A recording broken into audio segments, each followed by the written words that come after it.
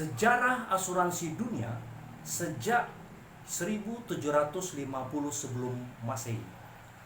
Artinya, perusahaan asuransi adalah satu-satunya perusahaan yang masih tetap eksis hingga hari ini.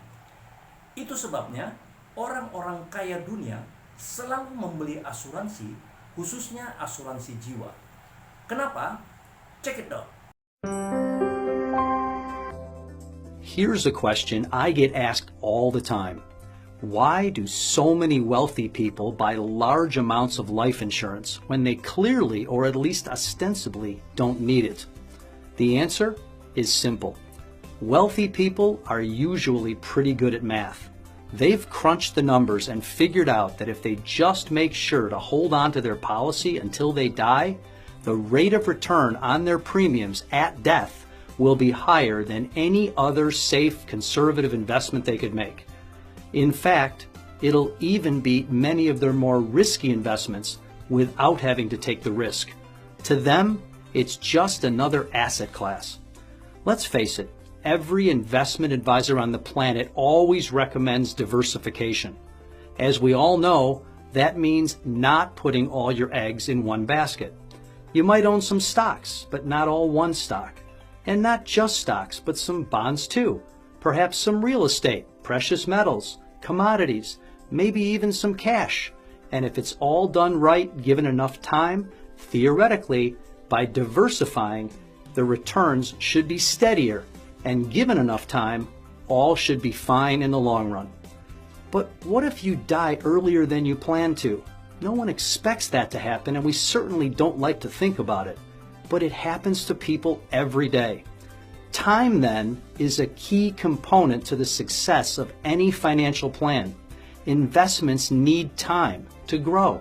Your portfolio is probably diversified to protect against a whole raft of risks, many of which will never come to pass. For example, some of us own gold as a hedge against a currency devaluation, which may or may not happen.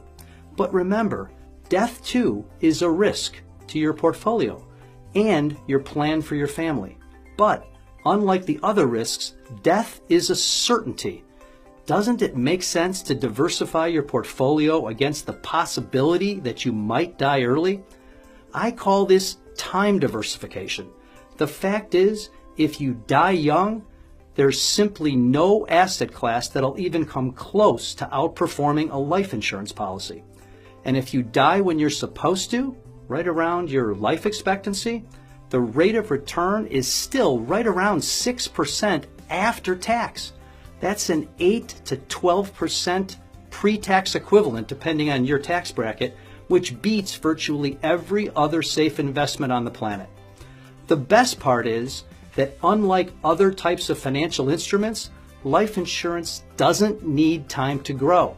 For example, say you're age 55 and you buy a $1 million life insurance policy for, say, $10,000 a year.